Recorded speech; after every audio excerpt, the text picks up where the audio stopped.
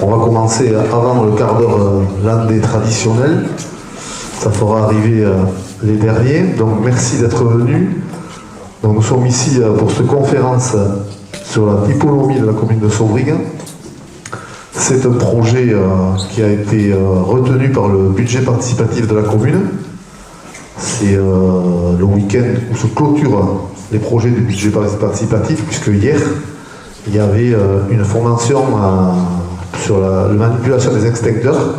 C'était un projet qui avait été aussi mis en place dans le cadre du budget participatif.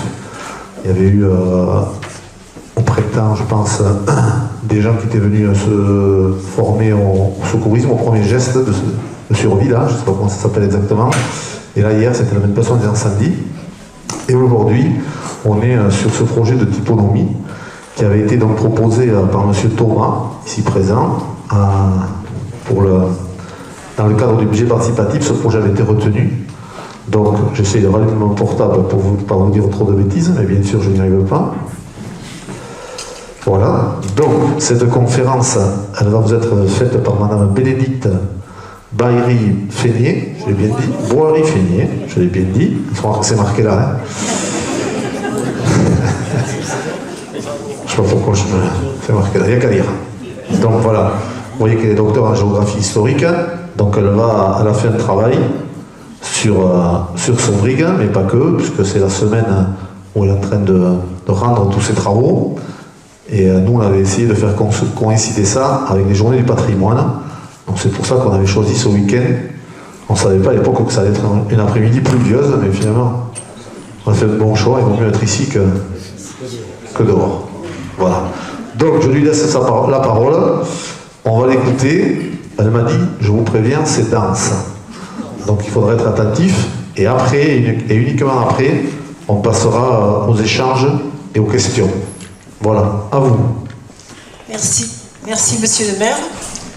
Merci à vous d'être venus aussi nombreux, effectivement, par cet après-midi pluvieuse. Et puis surtout, merci à Corinne qui a lancé ce projet et qui enseigne l'occitan, qui enseigne notre gascon et qui valorise notre patrimoine de son côté. Donc, merci infiniment.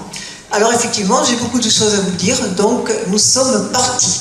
Ça va, vous avez fait la sieste? Quand t'as été Luc? Oui, plus 4 déjà? Bon, on n'a pas trop de milliards? Bon, allez, qu'un parti. Donc, qu'est-ce que la toponymie, ce nom étrange, cette spécialité qui est la mienne depuis 40 ans, à une époque, quand j'ai soutenu ma thèse, où c'était quelque chose de tout à fait anecdotique. On disait que c'était un passe-temps pour les curés et les vieilles filles. Bon, je ne suis pas restée vieille fille et je ne suis pas rentrée dans les ordres et je suis toujours aussi passionnée.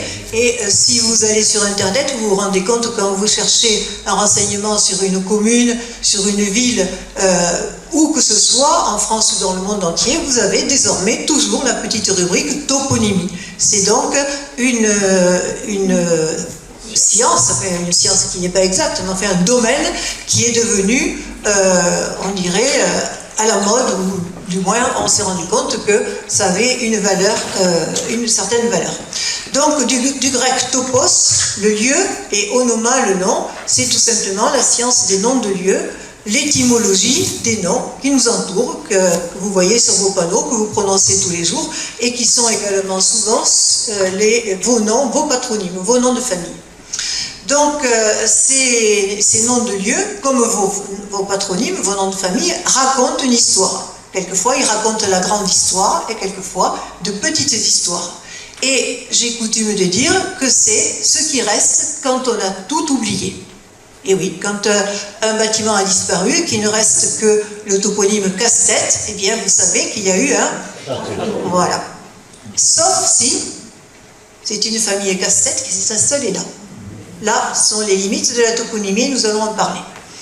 Alors, ce n'est pas une science exacte, mais le travail d'un enquêteur sérieusement formé, car il faut avoir, bon, entre guillemets, fait des études, il faut avoir surtout fait une formation spéciale, permet au moins de faire le tri entre ce qui est certitude, ce qui est probabilité, ce qui peut tout simplement orienter vers une recherche plus approfondie, et puis dire ce qui restera éternellement une interrogation. toponymes anglais en Aquitaine. Il y a Libourne, Liburn, parce que ça a été fondé, c'est une bastide. Il y a Nicole dans Lot-et-Garonne, qui est un Lincoln prononcé à la Gasconne.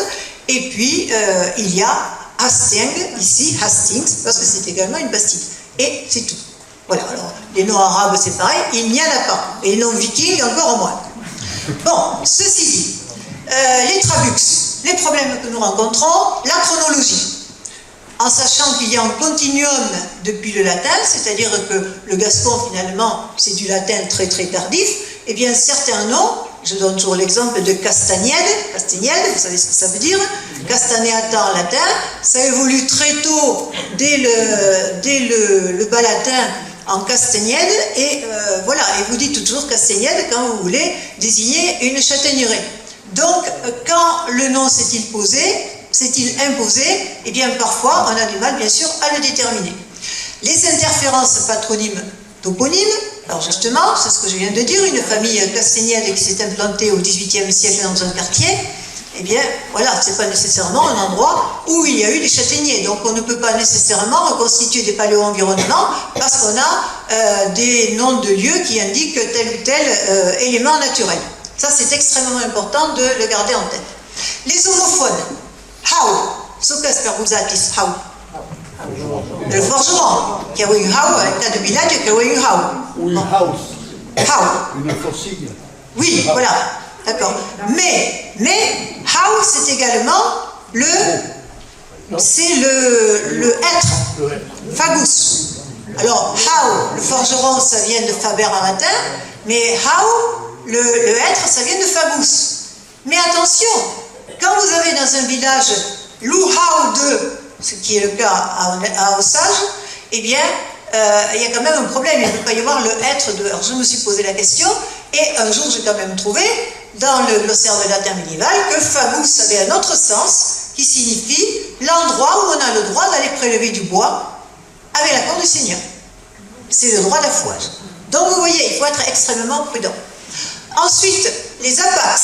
C'est au cas d'un apax. Un apax, c'est un nom qu'on ne trouve qu'une fois. On ne trouve pas dans les dictionnaires, c'est un cas unique. Alors évidemment, quand on n'a pas d'analogie, c'est compliqué. Les étymologies fantaisistes qui ont la vie dure. Exemple, Souston. Et j'ai mis ici, ne nous décourageons pas, c'est souvent la dernière clé qui ouvre la porte. Et effectivement, il faut être tenace et revenir sur le morceau.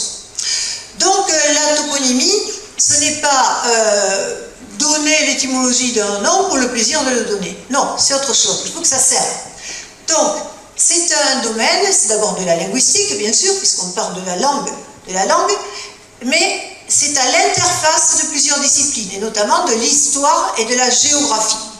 C'est-à-dire qu'en amont, on va aller chercher des éléments, des connaissances historiques ou géographiques, et d'autres domaines, et en aval, on va essayer d'abonder, d'enrichir les connaissances en histoire. Alors, bon, c'est bien sûr des cas qui sont restreints, hein, ce n'est pas tout le temps que l'on peut apporter des données, mais parfois on peut être d'une utilité certaine. Alors, je donne l'exemple de Lutèce, dans ce pays centralisé. Lutèce, ancien nom Lutetia, qui veut dire le marécage, on est sur une vieille base Lut, qui est prélatine, et Lutetia est devenu Parisii, qui a donné Paris, parce que les Romains ont débaptisé les noms pour imposer leur culture, ont effacé les noms gaulois, et autres d'ailleurs, et ils ont dénommé les villes du nom de la tribu qui l'habitait. C'est la raison pour laquelle Lutetia est devenu Paris.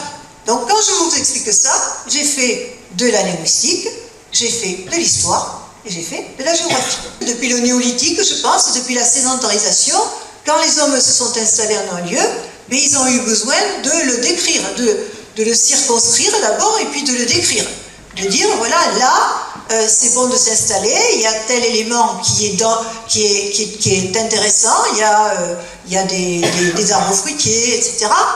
Là, c'est dangereux, il ne vaut mieux pas y aller. C'est la raison pour laquelle la toponymie, dès le départ, indique essentiellement ce qui est utile ou ce qui est dangereux. Ce qui permet la survie ou ce qui est dangereux. Alors, également, une autre façon de dénommer un lieu, c'est donner son propre nom. C'est moi qui l'ai trouvé, donc je donne mon nom. Alors effectivement, vous avez là la fondation de Rome, Romulus a donné son nom. Bien sûr, Rémus s'est effacé dans l'affaire. Et j'aime bien cette citation, et je leur donnerai dans ma maison et dans mes murs une place Yad et un nom Shem qui ne seront pas effacés. J'ai réalisé ça à Jérusalem, il y a le mémorial de Yad Vashem qui signifie finalement toponyme. Donc c'est le reflet de l'identité qui ont dénommé les lieux. Et quand on part, quand on s'exile, quand on part notamment très loin, eh bien on emporte un peu de l'amour de sa patrie, de sa langue, ailleurs. Ici vous avez une carte du XVIIe siècle du Québec, qui est un peu ma seconde patrie, et vous voyez qu'ici le comté de Charlevoix, est appelé Nouvelle-Biscaye. Quand vous sortez de New York, vous voyez un panneau Bayonne. Voilà. Donc, c'est à retenir ça aussi. Un héritage en France qui s'inscrit dans le patrimoine le plus riche d'Europe. En France, nous avons le patrimoine linguistique le plus riche, et vous allez le voir tout à l'heure avec une carte. Plus de 2 millions de noms de lieux recensés par l'IGN, sans descendre à l'échelle du cadastre, bien évidemment, sinon on démultiplie. Et selon les régions, eh bien ces noms de lieux, ils vont être germaniques, ils vont être celtiques, ils vont être romans, avec partition bien sûr entre les romans français de langue d'Oïl et occitan au sud, qui restaient beaucoup plus proches du latin, ou le basque, le catalan et le corse, et ils vont être aussi basques, qui est une langue qui n'est même pas indo-européenne. C'est une exception dans les langues de l'humanité. Donc ces noms de lieux nous racontent la grande histoire, mais ils nous racontent aussi des petites histoires. C'est notamment le cas, bien sûr, dans les villages des micro-toponymes, c'est-à-dire des petits noms de lieux et des noms de maisons que vous prononcez tous les jours et qui se retrouvent dans les noms de famille. Alors, j'illustre, toujours avec ces panneaux, le nom le plus court de France. Facile pour remplir les papiers administratifs. C'est dans la Somme. Et là, évidemment, il faut avoir l'occurrence ancienne, la forme ancienne pour comprendre ce que ça veut dire. Au Moyen-Âge, c'était Idiacum.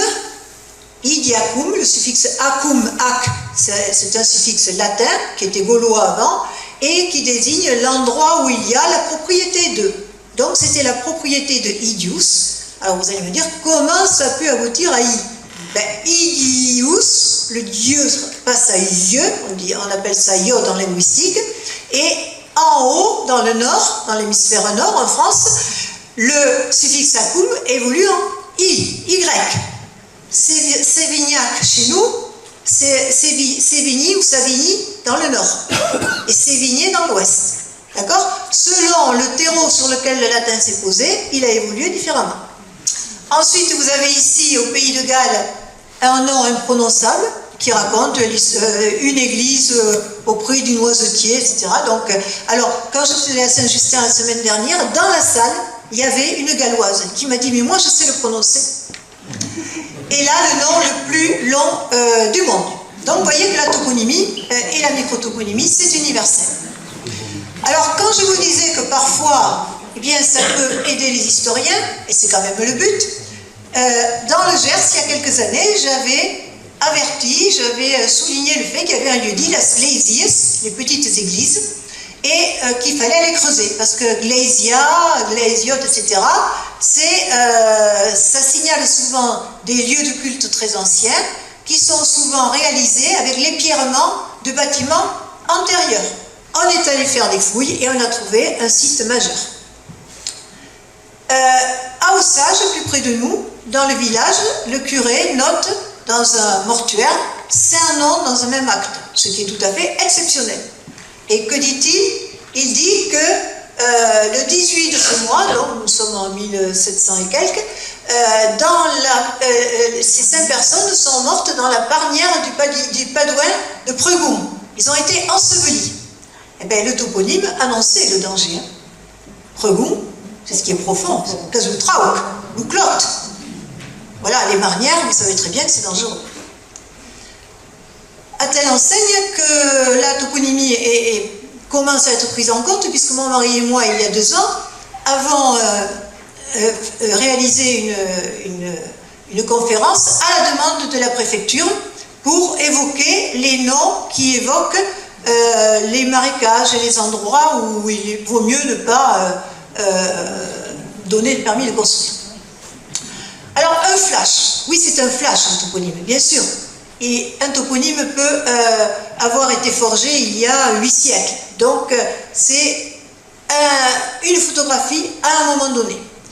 Alors, de la plus haute antiquité à aujourd'hui, le stock de ces noms évolue. Les toponymes perdurent et d'autres s'effacent. C'est un perpétuel renouvellement, c'est ce que je compare à un palimpseste. Vous savez, quand on grattait les parchemins pour réécrire dessus. Donc, l'histoire des hommes se réécrit en continu sur les pages des cadastres. Et la plupart des toponymes, de ces toponymes, je viens de vous le dire, et il faut que vous le gardiez à l'esprit, mais vous allez vous en rendre compte, ils sont ancrés à une époque où le contexte était extrêmement différent du nôtre. Où de la terre, de la météo, dépendait la survie. On a tous en tête toutes les famines qui se sont succédées, y compris ici. Donc ça c'est important et on va trouver bien sûr les travaux et les jours, c'est-à-dire des tas d'allusions au cycle des saisons et des travaux que l'on accomplissait. Donc comme le patrimoine bâti, et c'est le moment de parler de patrimoine, ce patrimoine immatériel est en grand danger, donc il faut des communes comme la vôtre, des élus comme le vôtre pour prendre conscience et participer au sauvetage de ceux qui serait dommage quand même de laisser disparaître. Parce que lorsqu'il n'y aura plus que des numéros imposés par Paris, ben ce sera bien triste. Alors bien sûr, cette langue ici, elle est portée par le gascon. Le gascon, alors c'est ce qu'on vous a dit d'appeler patois. Alors tout le monde a patois, patois, patois. Patois est un terme très dépréciatif. En fait, il n'y a pas de patois. Il y a des dialectes. Et un dialecte, et une langue, c'est un dialecte qui a réussi. À partir du moment où 2 groupes d'hommes se séparent, au bout de 100, 200 ans, ils parlent différemment. Et je peux vous dire que dans le nord de la France, c'est comme dans le sud, il y a plusieurs dialectes, nous allons le voir dans un instant. Donc, ce gascon, alors d'abord, oui, je vous dis ça, qui visite un pays en ignorant sa langue n'a rien visité, et nous sommes la langue que nous parlons. Vous savez très bien que nous portons dans notre cœur quand même notre langue. Vous voyez quand avec les problèmes de numéru, combien les gens finalement se sont révélés attachés au nom de leur quartier. Et ça c'est rassurant. Donc le gascon que vous parlez est la langue officielle de l'Aquitaine, a été la langue officielle de l'Aquitaine pendant 6 siècles. Jusqu'à l'ordonnance de Villers-Cotterêts, François Ier. Mais là, tout le monde est passé à la casserole, y compris le latin, pour imposer le français. Donc, ici, c'est l'obituaire de Sainte-Croix de Bordeaux, sur lequel j'ai travaillé, et toutes les archives de Bordeaux sont rédigées en gascon. Toutes les rues de Bordeaux, le plan de 1450 qui a été repris par Léo Drouin, est rédigé en gascon. Promenez-vous dans les rues de Bordeaux, toutes les rues sont en gascon. Donc, ici, vous avez un autre exemple, en 1289, je le mets toujours parce qu'il est rigolo, je ne mets que la fin du texte, un délit d'adultère, rédigé donc par les juges de la ville de Bordeaux, alors c'est du gascon médiéval, qui sont pris en délit d'adultère. Il est établi qu'ils doivent que deuen coule le bi de nuts, liga de lesmans le peitrine, et le mouille per le scoustats. Alors, mouille, c'est le vieux mot pour le hem, c'est moulière en latin. Moulière. Voilà. Donc, et vous avez l'illustration ici dans le livre des coutumes d'Agen. Et le livre des coutumes d'Agen, il est rédigé en langue d'Ossien, mais qui fait toujours partie de la langue d'O, nous allons le voir. Voilà. Donc, un autre exemple, le maire de Libourne avertit le cardinal de Bordeaux, et à l'époque, c'était Pays Berland. qui était médocain, et dont la langue, bien sûr, était le gascon. Il avertit ce maire de Libourne qui s'appelle Joan Bidao. Vous toutes poste Joan Bidao, mage de Libourne, d'une attaque imminente des Français. Nous sommes quelques années avant le désastre de Castillon-la-Bataille, et il dit qu'il était dans une chambre, une crampe, Cédretmen, acquis à Gourne par le Maine et d'Istourne.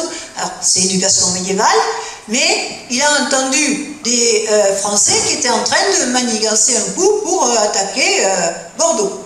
Donc, il avertit.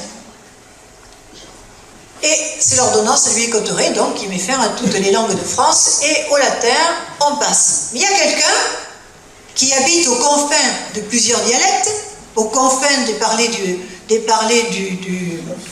de Saintonge, du Gascon, du Limousin, qui n'est quand même pas le dernier des abrutis, qui dit que le Gascon y aille si le Français n'y peut aller.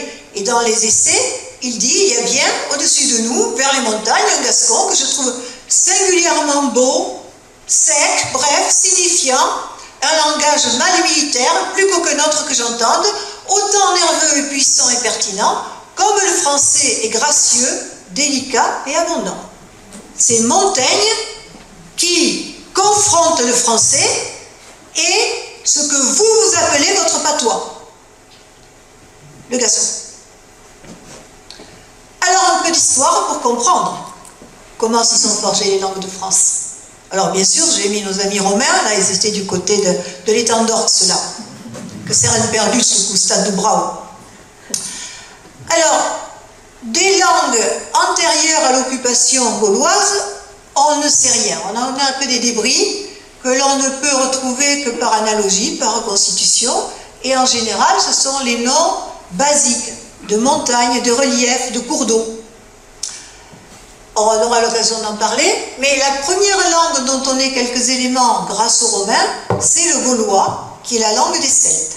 Les Celtes sont arrivés d'Europe centrale, et ils se sont répandus vers l'ouest, vers les îles britanniques, d'où les langues celtiques dans les îles britanniques, l'irlandais, le cornique, le gaélique, etc., vers la péninsule ibérique, les Celtibères, vers la Turquie, les Galates. Quand Paul de Tarse parle aux Galates, il parle des cousins des Gaulois. Donc, les Celtes s'imposent et imposent dans un premier temps leur langue, ce qui fait qu'on a des éléments, bien sûr, quand vous dites chêne, cassi, quand vous dites il y a des alouettes sur le chêne près du chemin, eh bien vous utilisez trois mots gaulois, qu'il y a à laude, sous cassi, au kadukami ou au razukami. Et en gascon aussi, puisqu'on a les trois mots qui sont, ce sont des mots gaulois. Alors les voilà ces peuples. Alors les Touronaises, par exemple, qui ont donné le nom de la ville de Tours, les Bitouruges qui ont donné Bourges, les Tricasses qui ont donné la ville de Troyes, les Pétrocors qui ont donné Périgueux, ou Storitum avant, et les Vasates chez nous qui ont donné, par exemple, Basaps. Le T se prononce toujours. Bon, mais attention, quand je viens vers le sud-ouest, qu'est-ce que vous remarquez là? Vous remarquez que la couleur diffère. Tout simplement parce que ces peuples qui sont là, ce ne sont pas les Gaulois. Alors ce n'est pas pour autant qu'il n'y a pas eu des pénétrations, des échanges, hein, puisque nous avons recueilli des mots gaulois. Mais c'est autre chose. Ici, vous voyez les Wasconesses, au sud, au Pays Basque sud actuel, et ces Wasconesses, eh bien, ils ont donné à la fois basque et gascon. Wasco et Wasconesse, le cas sujet, le cas régie. Donc, il y a quelqu'un qui l'a remarqué ça, que quand il passe le fleuve Garonne, c'est autre chose. C'est César. Alors César, la conquête se fait rapidement. Alors voilà, quelques vestiges que l'on retrouve dans les fouilles archéologiques. Ici à Vielle-Tursan, une fiale en argent sur laquelle on a trouvé cette inscription, Bin Baïkar, vous voyez, ça fait quand même un peu basque. Ici à Biganon, près de chez moi, alors il y a un professeur hongrois qui est en train de s'intéresser à la question, on n'a pas encore réussi à déchiffrer. Et surtout, bien sûr, ce qui fait vraiment, ce qui acte cette volonté civile, d'abord le fait qu'il y avait vraiment des peuples qui étaient tout à fait différents, c'est l'inscription d'Asparin qui a été trouvée dans l'église à la fin du 19e siècle Et c'est une stèle sur laquelle un légat qui est parti de Dax demandait à l'empereur de Rome de faire sécession, remercie les dieux parce qu'il a obtenu satisfaction. Donc ceci va donner naissance à quelque chose que l'on n'enseigne absolument pas à l'école, et ça c'est grave, à une entité qui repose finalement sur la communauté linguistique, qui est la Novum Populani, c'est-à-dire le rassemblement de 9 peuples qui se reconnaissent par une langue, on va dire, à peu près commune. On ne sait pas exactement, mais enfin c'était du proto-basque. Et ça préfigure bien sûr le duché de Gascogne. Voilà l'origine de notre Gascogne. Donc progressivement, sur l'ensemble du territoire, c'est le bas latin qui s'impose, comme aujourd'hui c'est le globish qui s'impose, c'est pas le Queen English. Hein. Et ce latin populaire parlé avec l'accent gaulois évolue selon le terreau sur lequel il se pose, et il donne ce que l'on appelle le gallo-roman. Et ce gallo-roman, après les invasions germaniques, dont on vous a parlé à l'école, car bien sûr il y avait les Francs qui ont donné le nom de la France, eh bien, il se différencie, parce qu'au nord, les peuples germaniques s'installent et influencent essentiellement le nord, et donc ce gallo-roman se différencie, se départit en deux ensembles, gallo-roman du nord, gallo-roman du sud, ce qui va préfigurer les dialectes d'Oïl, vous remarquez, hein, le francien n'est qu'anecdotique, et les dialectes d'Eau, Gascon, Limousin, Auvergnat, Pivot-Alpin, 32 départements aujourd'hui. Et bien sûr ici le breton à part, mais le breton, on ne parle de breton qu'après les invasions germaniques, parce que en même temps il y a eu les Saxons qui sont partis vers les îles britanniques, qui ont repoussé les Celtes, certains ont pris le bateau et sont venus s'installer en Bretagne. Donc à l'époque romaine il n'y avait pas de breton au sens où on l'entend aujourd'hui, mais quand les bretons sont arrivés, ils parlent une langue qui est finalement très proche du gaulois, puisque c'était du celte continental, du celte insulaire. Voilà, et vous notez bien sûr l'extraordinaire richesse du patrimoine linguistique français, où nous avons plusieurs langues romanes, les dialectes d'Eau, les dialectes d'Oïl, le corse, le catalan, une langue celtique, des langues germaniques et une langue extraordinaire qui n'est même pas une européenne. Voilà, donc effacer tout ça au profit d'un seul dialecte, c'est quand même un peu dommage. Bien qu'il faille une langue commune. Bien qu'aujourd'hui, il faille absolument parler l'anglais. Donc celui qui a eu l'idée de nommer les langues, c'est Dante Alighieri, le grand poète italien, qui a déterminé le nom des langues par la façon dont on répondait oui. Donc, hoc en latin donne la langue d'eau, hoc ille donne la langue d'oïl, et les langues de si pour l'italien, le portugais et l'espagnol. Que va? N'êtes pas estambournis par tout à coup?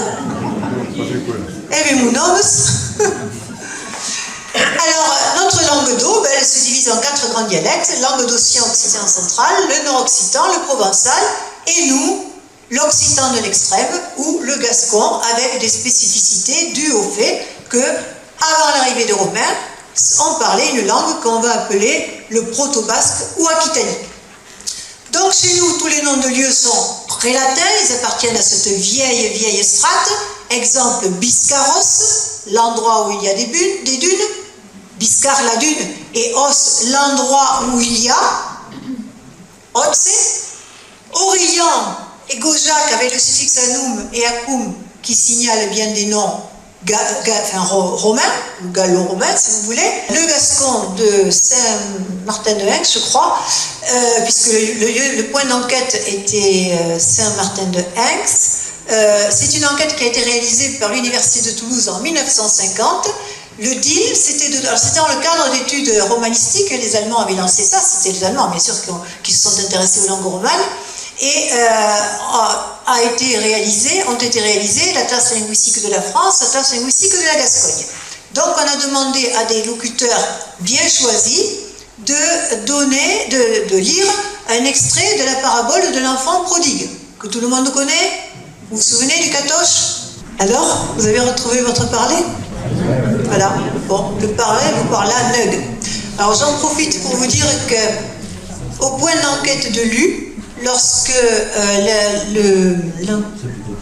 celui qui parle évoque le fait qu'il traverse des landes et des bois, il dit que traverset hort de bosques, de lands et d'œuvres, et non pas d'arius. Donc ça me prouve que le terme œuvre, qui passe chez moi, et qui aboutit à Arcachon, c'est bien œuvre. Et qu'en 1950, ce terme était encore employé comme terme générique pour un cours d'eau. Voilà, c'est une parenthèse. Bon, on arrive. Ne vous inquiétez pas, qui aime. Alors, Saurigues, pas évident.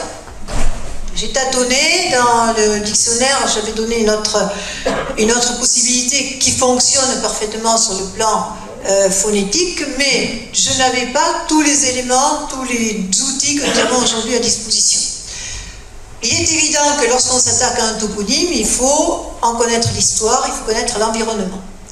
Donc, il existe en latin médiéval un terme, salabricas, qui, bon, avec syncope, là j'ai mis des termes techniques, évolue tout simplement en saurig, voilà, salabra, via inaequalis lapidosa. Bon, ça peut vouloir indiquer un chemin de pierre, mais ce n'est pas le cas. Également, localotusa, c'est-à-dire endroit marécageux.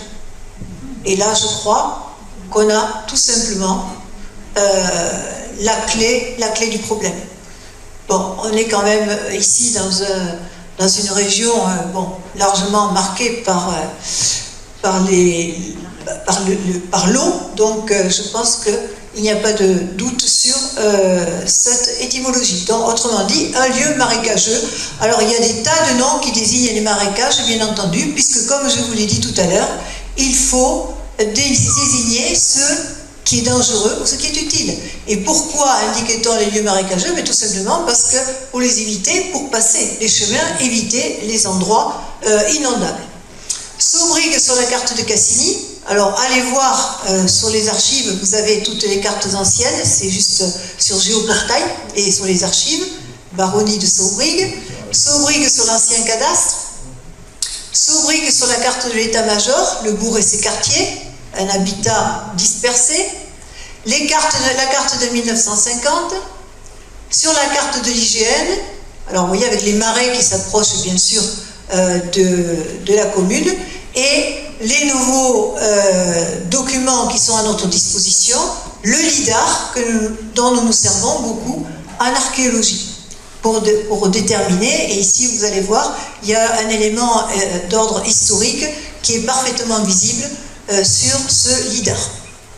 Alors, je partage toujours de façon simpliste en deux parties, le milieu naturel, alors, qui a évolué à une époque très ancienne, hein, quelquefois dès le néolithique, il y a eu des défrichements, etc. Mais enfin, en gros, et puis ensuite la naissance d'un paysage, l'occupation du sol, ou, comme disent les aménageurs aujourd'hui, l'aménagement du territoire.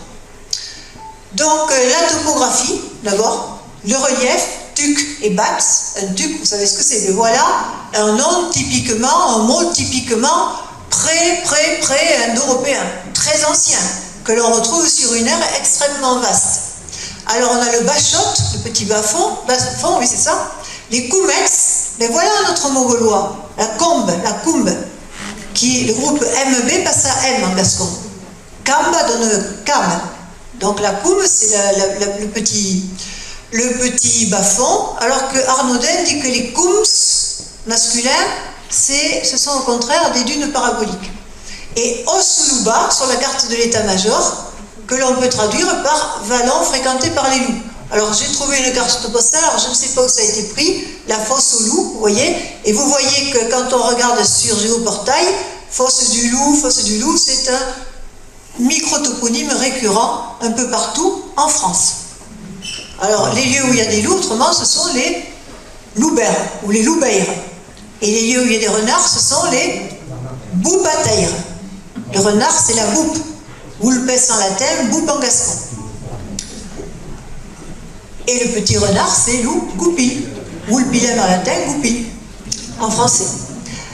Alors, à propos de hauteur, vous avez des hauteurs intéressantes ici, des tucs. Alors, le terme tuc est quand même souvent lié à une occupation du sol ancienne ou quelque chose de très ancien. Alors, le tuc d'Alaric, au sud-ouest de la commune, au lieu dit tuc d'Alaric, sur le bord de la route menant de Saubry à Saint-Martin-de-Seignance, avant le pont sur le Burette, on voyait d'énormes retranchements de terre au sommet d'une butte. Est-ce que ça vous dit quelque chose? Vous connaissez votre patrimoine? C'est Saint-André de Saint-André. D'accord, voilà. Alors ça, je l'ai tiré de l'inventaire archéologique des Landes que j'ai réalisé en 1994. Et vous avez également les tuquelettes d'Artigues. Alors là, nous sommes dans une autre strate, qui sont tout simplement, vous voyez, c'est une forme diminutive, tuquelettes, comme pijoulette. Chez moi, à Bissos, on a le terme bugeot, qui est dérivé de podium, et on a les pujoulettes. Et bien ça correspond à des tumuli, à des tumulus. Voilà. Et ici, vous avez les tuquelettes d'Artigues, existerait un groupe de tumulus. On y aurait trouvé vase, galet et lame de silex. Voilà, tuquelette est une forme diminutive de tuc et c'est associé au vieux terme artigue qui désigne un défrichement. Voilà, donc vous connaissez votre patrimoine, c'est bien. Tuc d'Alaric, alors je me suis posé la question, donc c'est ici, sur la carte de l'état-major. Vous voyez cette hauteur-là qui culmine à 88 mètres. Il y a bien, non pas 80, oui 88, il y a bien marqué tuc. Donc un tuc historique. Voilà sur le cadastre, magnifique, avec le Burette ici, le quartier de Burette, et l'Artigau. La nature du sol. Alors on a essentiellement des graves, des cailloux, des sables, bien entendu. Alors je vous ai mis des extraits parfois, mais je vous l'expliquerai si vous voulez le mettre en ligne ou si vous voulez en faire un petit livret. Je vous ai mis des extraits d'une énorme encyclopédie allemande qui s'appelle le Französische Etymologische Wörterbuch. C'est la Bible de tous les linguistes qui s'intéressent à la romanistique. Alors vous avez, selon des points d'enquête, comme se dit tel ou tel terme, à tel ou tel endroit.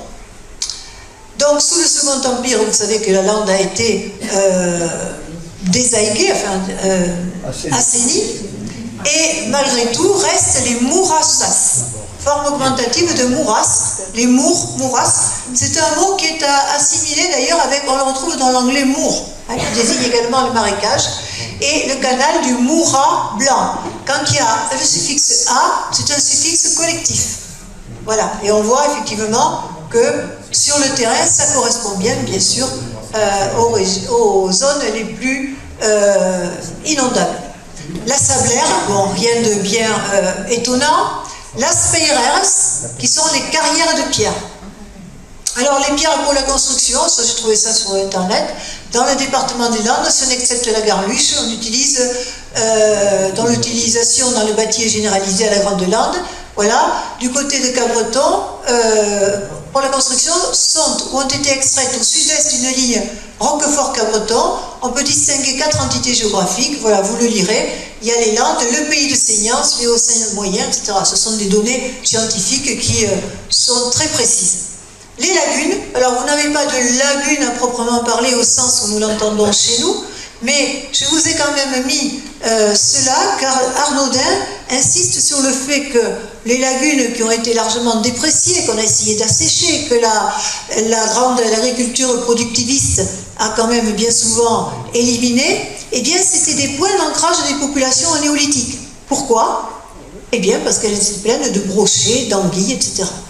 Donc les premiers points d'ancrage, les éléments archéologiques les plus anciens se trouvent souvent au bord des lagunes, donc c'est intéressant. Vous voyez, Arnaudin dit brochets noirs de l'Aïle-Longue et des semblures rousses, roux vifs de la lagune de Cabardos, argentés dans celle de la Garenne, etc. Il avait encore conscience à la fin du XIXe siècle, il y a une intimité avec la nature, les gens du cru avaient parfaitement conscience de ce que leur apportait chaque élément naturel. La lagune, ce que le crible du sol n'a pas englouti, ce que le soleil a dédaigné de boire. Bon, ici, nous ne sommes pas vraiment dans le circuit des lagunes, mais des étangs et des anciens lits des cours d'eau. L'étang de Navachon, alors l'étang vient du latin stagnum, stagne, même si certains veulent que ce soit un mot norrois ou viking, on a lu ça. Bon, le stagne de Navachon, on va voir Navachon un peu plus loin. Le marais de Bourrette est pin servant de borne. Alors c'est très intéressant parce que les pins et les arbres servent de limite, et également quelquefois les fosses, les trous. Et on a le lieu-dit Merlou sur la carte de l'état-major. Alors vous remarquez qu'il y a des noms qui ont complètement disparu de l'IGN. Moi je suis allée les repêcher sur la carte de l'état-major sur l'ancien cadastre. Sinon ils ont disparu. Si je n'en parle pas aujourd'hui, si on s'en tient à la carte IGN que l'on consulte tout le temps ou au GPS, ces noms vont disparaître. D'où l'intérêt de faire ce genre de travail. Alors le Merlou, carte de l'état-major, c'est le marécage. Et ça vient du gaulois margila, qui est encore un mot gaulois. Pourtant, vous voyez que, malgré ce que je disais tout à l'heure, il y a bien des mots gaulois qui ont pénétré. Quand vous allez vers Bordeaux, entre le Barp et Bordeaux, il y a la lagune du Merle. Ce n'est pas l'oiseau, c'est une dénomination redondante. C'est la lagune de la lagune, en fait. Voilà. Donc ici, vous l'avez, Merlou. Il y a la Merleire à Biscarros. Ce sont des endroits marécageux. Les ruisseaux, les arius, alors ils ne sont pas tellement intéressants parce qu'ils portent généralement le nom de la parcelle. Le nom de la parcelle, on va en parler après. Alors c'est le nom du propriétaire souvent, ou en l'occurrence un chafre, alors de la Strabeire, bon, c'est l'endroit où il y a des sols, des terrains, c'est un terrain graveleux, d'où Navachon, on l'a vu, donc hydronyme préceltique, Navachon, sur une base nab, creux, vallée, rivière. On trouve Navachon à Tos, Navachia en Corse, un affluent de la Tartagine, et Nevache, torrent de Savoie, et également Nive. Vous voyez, quand je vous disais tout à l'heure que les plus vieux mots du socle, du substrat le plus ancien, c'était des hydronymes, et bien là, on le retrouve typiquement avec Navachon. Mais qui a pu après passer comme nom de notre famille aussi. C'est là qu'est la difficulté. Mais alors voilà sur la carte sur le cadastre, ruisseau de Bourdette, donc associé à un nom, à un patronyme qui est très documenté à Bayonne, forme diminutive de Borde. Alors je suis, autant que faire se peut, allé chercher pour bien vous prouver que je n'inventais pas le document dans les registres paroissiaux, ce qui est assez chronophage mais très intéressant. Le canal de Burette. Alors, patronyme documenté à Saubrigue, mais burette, ça désigne des fourrés. C'est la bourre, vous savez, c'est un vieux radical bourre. Vous savez, la bourre, c'est la laine qui se met, bougnogue, le bourrier. Voilà. Alors, tout ce qui commence par bourre, comme ça, c'est l'idée d'amoncellement. Alors, le linguiste Dauzat, en parlant justement des ruisseaux, et des hydronymes en général, dit qu'il n'y a pas tellement d'inventivité. Il dit, le temps faisant son œuvre obscure chez les hommes qui n'écrivaient pas, a mêlé, tordu, broyé, mangé ces syllabes. En fait, en disant ça, il évoque l'évolution phonétique d'un mot. C'est-à-dire comment de ex dei iunare en latin, on a abouti à dîner. Vous voyez, les mots s'usent au fil du temps. Comment bourdigala est devenu bourdeu. Et cette corruption nous cache l'extrême simplicité de la géographie de nos arrière-pères, où nous voyons 1000 noms de rivières et il n'y a peut-être pas 20. Ça veut dire qu'on retrouve les mêmes racines communes, même quand on va, par exemple, la racine Isara qui donne Oise, Isère, et que l'on retrouve dans l'Isar en Allemagne, etc. Voilà. Bon, là, ce serait une autre conférence. Donc voilà, et je dis souvent que finalement le terme générique de l'eau, la Garonne. Alors Garonne, c'est un terme générique. Aux sources, ce sont des Garonnes qui donnent la Garonne. Et en haut, qu'est-ce que c'est la Garonne? Comment vous l'imaginez la Garonne à ses sources? Ce sont des petits torrents qui roulent des cailloux, gare, une très vieille racine, le caillou. Et en revanche, quand on arrive à Bordeaux, souvent les vieux bordelais disent « je vais de l'autre côté de l'eau ». Vous voyez, pour eux, ils n'ont même pas besoin de donner un nom, c'est l'eau. Donc, depuis la nuit des temps, une rivière, ben, c'est l'eau. Alors, on a donné des noms simplistes. Les fontaines, alors celles qui sont potables et celles qui sont guérisseuses. Alors, Boun, alors qui a été déformé en Boumbonne. Boumbonne sur le cadastre napoléonien, car le géographe n'était pas, le géomètre n'était pas d'ici. Fontaine de Mourasses, on l'a vu tout à l'heure. Fontaine de la Rochelle, là c'est associé à un patronyme. La Huntine, ou la Huntique, tout ça, ce sont des petites fontaines. La Seugue, fontaine et 3 fontaines. Fontaine du Basque, Dieu sait que nous allons voir comment les Basques se sont établis ici et ailleurs, jusque dans le Médoc, et pourquoi. La fontaine de Mourmau, et vous voyez que Mourmau est un nom de famille. Alors Mourmau, c'est pareil. Le radical marme, mourme, c'est quelque chose qui est informe. On mourmac, on mourmoc. Ça désigne également des endroits où il y a du brouillard. Voilà. Et ça peut désigner également une figure renfrognée. Enfin, c'est polysémique. Et c'est très difficile à expliquer. Là, on est vraiment dans la toponymie de l'intime. La végétation. Alors, je donne le terme générique, la tuste. Vous utilisez ce mot ici, la tuste? Alors, chez nous, on le dit beaucoup. Et il y a également le terme taste. Il y a beaucoup de gens qui s'appellent la taste. Alors, la taste, ça peut être un octroi, mais ça peut être aussi la tuste. L'endroit où la végétation est naturelle et luxuriante. Alors, bien sûr, la végétation classique, c'est la lane, moins présente que chez moi, bien entendu, mais elle existe bien. Et encore en mogolois, l'anda, qui évolue en lane. Alors, j'ai trouvé ce moyen mnémotechnique pour se souvenir et catégoriser la lande selon qu'elle est humide, mésophile ou sèche. Le gascon étant extrêmement synthétique, eh bien, l'endroit, la lande humide, c'est Auga, l'endroit où il y a de l'Augic, la Moulinie. Attention, l'eau c'est Aig, de aqua. Tandis que Aug, c'est un terme local, qui je pense n'est pas latin. Ensuite, la lande mésophile où pousse la fougère, Auga, et la lande sèche, la brande, la bruyère, brana. Vous dites Auga, Heuga, brana, vous décrivez en 3 mots dissyllabiques toutes les variétés de landes. Tuya, la lande de Tuya, la tuye, qui était très important. Alors pourquoi dénommer les endroits où il y a de la fougère, de la tuye, du broc, etc. Pourquoi? Qu'est-ce que je vous ai dit tout à l'heure?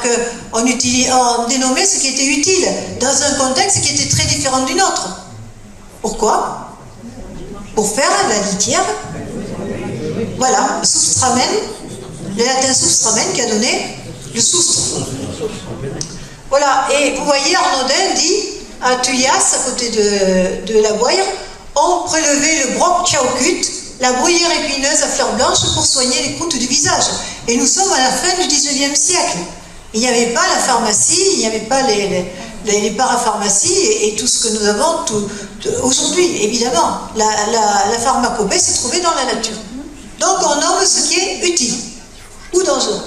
Bastote, a priori forme diminutive de basse, couverture d'agents épineux, et là vous avez tout le blabla du FEV, vous le lirez.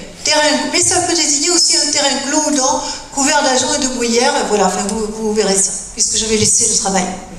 Les arbres, les aulnes, ou bernes, du gascon berne, du gaulois bernos, Tausies. Vous voyez que finalement on a emprunté pas mal d'éléments de la nature aux Gaulois, curieusement. Tausies, les chênes tausins, alors là c'est pré-roman, Tauquino, Quercus tausa, celui, vous savez, le chêne qui a les feuilles un peu duveteuses et qui était censé porter plus ou moins, enfin il ne fallait pas construire des maisons avec du chêne tausin, ça portait malheur. Hayet, alors on a vu tout à l'heure Luhau, je vous ai dit que Fagus donnait Hau, et en forme collective, Hayet, et bien sûr, qu'est-ce qu'on faisait avec Hayet? Ajedmo, les gens de Ajedmo disent Hayet. Alors, Hayetma, oui, mais les gens de Ajedmo, ils disent Hayet. Ils sortent, parce qu'elle n'était pas si mao que ça, finalement, puisque ça engendrait une industrie du bois, quand même, qui dure depuis des siècles. Le tei. Alors, sur le cadastre napoléonien, il y a l'agglutination de la préposition. Alors, ça, c'est très intéressant, parce que ça peut être une altération de ti. Alors, tei, il y a tei ou ti, hein, c'est la même chose, le dictionnaire le dit. Ti, c'est le tilleul. Mais c'est aussi, et là, c'est beaucoup plus intéressant, et à mon avis, c'est ça, c'est la grande étendue de land de la pâture. C'est synonyme des yertes. Et vous connaissez tous le yert de Tilly, dans les Arigans, du côté des Arigans. Ah, c'est pas loin pourtant, vous voyez, hein, d'un pagous à l'autre, on ne se connaît pas, hein. On reste toujours cloisonné, vous voyez, hein. Vous voyez pourquoi on parle différemment. À quelques kilomètres, vous... Voilà, mais oui, du côté d'Estivo, des estives. Alors ce sont des endroits qui intéressent particulièrement les archéologues, car on a repéré sur ces landes du Yert de Til, on a donc une redondance, on est bien d'accord, une tautologie, on a repéré des dizaines de tumuli. C'est-à-dire, ça marque la présence de pasteurs transhumants ou semi-nomades dès l'époque du néolithique, qui préfigurent peut-être certaines paroisses. Voilà, donc ça c'est extrêmement intéressant. Et voilà ce qu'il reste quand on a tout oublié. Il reste le toponyme et il reste la trace sur le terrain quand les tracteurs et les engins agricoles ont arasé les tumuli. Voilà, ici vous en avez un exemple, au lieu dit trei, qui vient du latin trivium, c'est pas tei, c'est trei. À Vielle-le-Tursan, trace de 2 grands tumuli arasés, celui qui est à peine visible contenait la Fiale et la Côte de Maille, c'est l'inscription que je vous ai montrée au tout début. Donc vous voyez, interaction entre histoire, linguistique et géographie, on est bien d'accord. La faune, le herumi, sokazakat mot, d'où ça vient ça, herumi? En gascon, le F passe à H. Donc déjà, vous mettez un F. Il y a des latinistes ici? La bête sauvage, en latin, c'est fera. Et fera, plus le suffixe umi, que l'on retrouve en basque d'ailleurs, c'est l'ensemble des bêtes sauvages. Laukiami, c'est l'ensemble des oiseaux. Donc, on a Canteleb, alors ces fameux lieux-dits Cante, qui ne sont pas... Et le lièvre ne chante pas, le loup ne chante pas, le grillon ne chante pas. Ce sont des endroits où on les entend, où on les perçoit, où on les voit, où ils se plaisent. Tout simplement. Donc, cantarer au sens de faire entendre sa voix. Et on passe à la deuxième partie, ce que les hommes ont fait du milieu naturel. Alors j'aime beaucoup cette phrase que je reprends chaque fois, le paysage naît de la fécondation de la géographie par l'histoire. Je trouve que c'est très beau. Alors j'ai mis le paysage, parce que paesaggio, c'est un terme italien qui est apparu bien sûr à la Renaissance, quand les peintres ont maîtrisé les techniques de la perspective, etc. Alors, quand on s'installe, quand on veut créer un village, il faut d'abord en général lutter avec la nature. Là, vous luttez l'été avec la tondeuse à gazon, avec les herbes hautes, mais au Xe siècle, dans un mouvement d'expansion extraordinaire et qui a duré 3 siècles, du Xe au XIIIe siècle, où il y a eu réchauffement climatique, où la population, les récoltes ont été meilleures, la population a cru, à telle enseigne qu'il a fallu défricher, créer de nouveaux villages. On a créé les 3600 paroisses qui portent des noms de saints, car on se mettait sous la protection de l'Église. Eh bien, à ce moment-là, il a fallu aussi, à l'intérieur des villages, différencier les homonymes. Car, jusque-là, dans une communauté où tout le monde se connaît et se marie entre soi, enfin à 30 km à la ronde, eh bien, il y avait beaucoup d'homonymes. Donc, on portait le nom de son père, et puis peu à peu, on a dû différencier en notant à côté la caractéristique de l'environnement de la famille. D'où, par exemple, les Castagnèdes dont on parlait tout à l'heure. Après, on a dénommé les gens selon une caractéristique morale, physique. Voilà, donc, émergé à ce moment-là, à partir du XIIe, XIIIe siècle, la patronymie, les noms de famille, pour différencier toute cette population qui devenait vraiment trop nombreuse, où il y avait trop d'homonymes. Et en même temps, on a défriché. Alors, cette forêt, on a tout un stock de noms. Alors, certains, vous les utilisez toujours, mais pas beaucoup. La sève, vous ne l'utilisez plus, et ça vient directement du latin silois. Lucus ou luc, lucus, le bois sacré en latin. Saltus, le saut de Navaille. Et laurest, qui désigne la forêt qui est régie par des forts. C'est une forêt qui est régie par des lois, donc des actes juridiques, et c'est exactement le cas de la forêt usagère de la Teste et de Biscarrosse. Voilà. Donc là, ces forêts-là portent vraiment le sens plein du mot forêt. Et bien sûr, comme le F passage en gascon, ça devient la roureste. Là, alors, on s'en servait bien sûr pour la glander, pour bâtir des bâtiments ou des bateaux, et notamment en Angleterre, on a beaucoup défriché en Angleterre pour la construction navale, et pour se nourrir, bien sûr, pour la chasse, et pour les cèpes, dont je sais qu'il y en a qui ont cuisiné aujourd'hui. Il y en a qui ont cuisiné les cèpes ici aujourd'hui, j'en suis sûre. Alors, les bois, les bosques, il y a également le terme bosque. C'est un terme germanique qui est arrivé ici, malgré tout. Bon, il y avait les Visigoths quand même qui ont été acculturés dans le sud de la France. Et ce terme bosque, il a évolué en bois dans le nord de la France. Et chez nous, il a été confondu parfois avec bos, bovis, le bœuf. Ce qui fait que certains caps de bosse, des limites de bois, sont devenus des caps bœufs. Et je donne toujours l'exemple, en parcourant les cartes, en Médoc, j'ai trouvé un lieu-dit que de bœuf.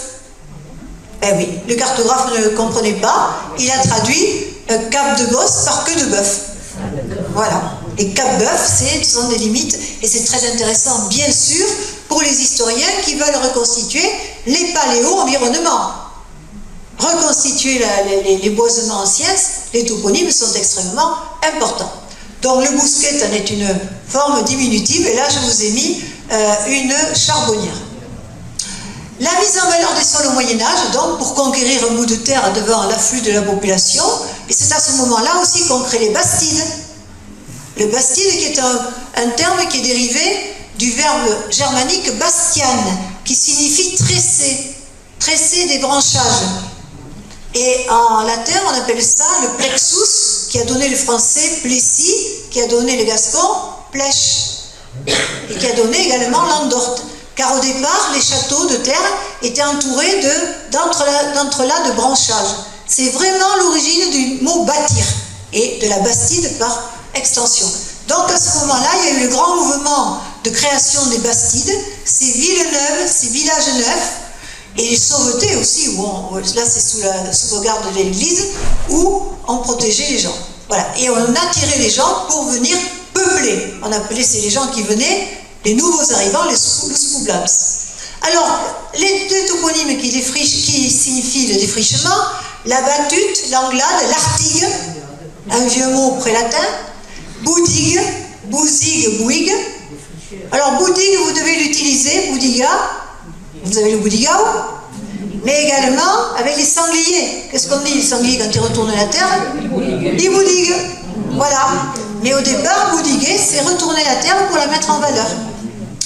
On a les essarts, bien sûr, du latin ex articare, les houdings, c'est un terme germanique qui a donné le français la houe, et le traiting, qui vient du bas latin, tractinare, c'est-à-dire soulever la terre également, et ronca également. Les écobuages, vous trouvez les lieux-dits crémades, lusques, etc. Et également, bien sûr, chez moi comme ici, il a fallu drainer, tirer l'eau, des aïgas, et on a créé ainsi par des crastes et des barattes et des canaux. La canao, c'est féminin en gascon, et on a créé ces terres nouvelles qui étaient délimitées par des lieux-dits cap-planes ou cap de bosse, c'est-à-dire séparant la guerre du Saltous, séparant l'espace cultivé, la guerre, désormais cultivé, mis en valeur, du Saltous qui restait à l'état sauvage, que ce soit forêt ou lande. Alors, les principaux acteurs, ce sont les moines, qui ont beaucoup œuvré en la matière. L'Europe occidentale au XIe siècle, vous voyez au XIVe. Il n'y a pas photo. Les moines défricheurs, los monges artigaires, l'abbaye de Sauvelade, bien sûr les abbayes portent souvent des noms liés à la forêt, Silva-Lata, la vaste forêt, et en Gironde, Silva Mayor, la grande abbaye, la grande forêt. Alors, le hau, que j'évoquais tout à l'heure, vous en avez un ici, réserve de bois. Donc vous voyez la définition du ducange. Ça c'est le glossaire de latin médiéval. Alors il est rédigé en latin, donc bon, c'est du latin facile à traduire. Voilà, je vous donne justement, parce que dans la forêt de la Teste, c'est ce droit d'usage qui est déterminé dans les baillettes et qui donne lieu encore aujourd'hui à des controverses. Dieu sait qu'après l'incendie, il y a eu des histoires. Est-ce qu'on reconstitue? Qui va avoir le droit de... Enfin bon, je passe les détails. Voilà, donc retenez ça. Et voilà, entre les Novales et Nouailles, ici les Paquis et Courgeires, alors ça c'est en France, hein, Novales et Paquis, et chez nous c'est Nouailles et Courgeires, entre Aguerre et Saltous, aux confins de la forêt, un espace maîtrisé. Je trouve que ce petit dessin-là est très bien. Les cultures, las cultivadas. Alors qu'est-ce qu'on va trouver ici? Ben, pas grand-chose. Une terre pauvre, mais une organisation astucieuse de la production qui valorise les cycles naturels. Évidemment, on essaie d'optimiser les rendements. Alors ici à Moustaï, chez moi, ben, vous voyez les lieux-dits qui sont révélateurs, ruine mest et mine je profite. Mais chez vous, la terre est quand même un peu plus féconde. Alors les parcelles, les pièces de terre, on la trouve dans Candouba, sur le cadastre napoléonien, qui est une déformation de Cam-Doubas, c'est-à-dire le chemin situé en contrebas ou au nord. Route de Cam, le fond du champ. Camlat, vous voyez, Sauvelade, latus en latin. Eh bien vous le trouvez là, le vieil adjectif lat. Le vaste champ. Et grande et petite cam, bon, pas se complicate. Et on a un terme qu'on aime bien aussi dans les langues, le cout, qu'on devrait prononcer cout. Parce qu'en fait, ça vient du latin cultus. C'est un déverbal du latin colere cultivé. Le cout indique une parcelle en culture, cout plan, le terrain plat. S'oppose ici à cout installé sur un relief pentu. La forme coutou plan s'explique par le développement d'une syllabe d'appui. Et on devrait dire coup de plan. Et on a la nécessité d'avoir ce moment d'appui, comme chez moi, comme l'oreille, est prononcé comme l'oreille, alors que le E n'est pas étymologique. Voilà, vous avez coup de plan ici. Voilà le latin coléré, là vous l'avez dans le Französisch Etymologie chez Berton. Vous voyez, l'ancien provençal, colt, terrain en culture, languedocien, gascon, côte. Vous l'avez en ligne, hein, le FEV. Vous tapez F-E-W et vous allez vous régaler. Alors voilà, hein, c'était... on n'avait pas le drive. Hein.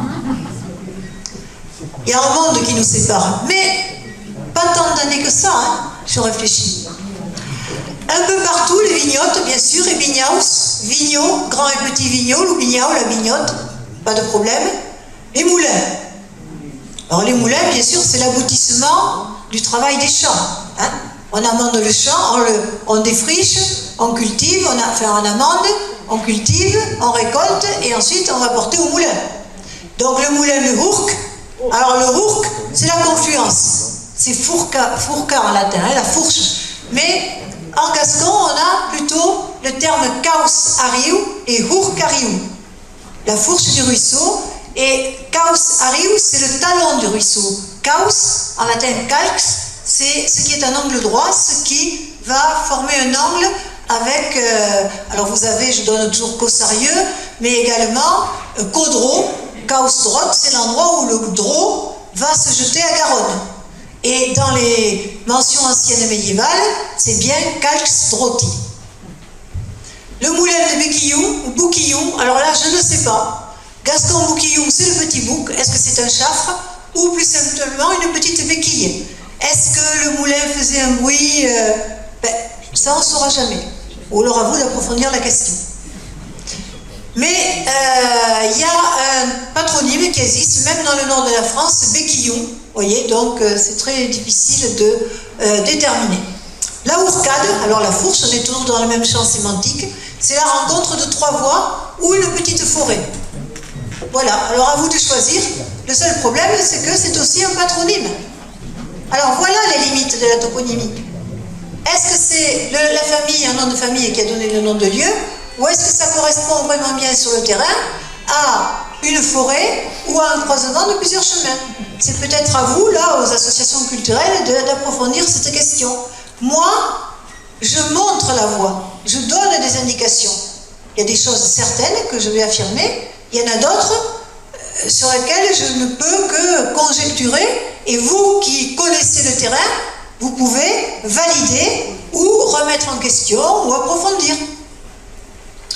Le moulin d'Outeil, donc on a vu tout à l'heure, regardez si c'est beau. Vous avez un cadastre absolument magnifique. Le moulin de Navachou, que l'on a vu tout à l'heure, donc les moulins, comme les cours d'eau, prennent les noms des parcelles, voilà, ou des cours d'eau. La propriété, le bastite, alors maintenant vous savez ce que veut dire le mot bâtir. Alors, un terme intéressant, on a Hiou. Alors Hiou, c'est le fief en vieux gascon.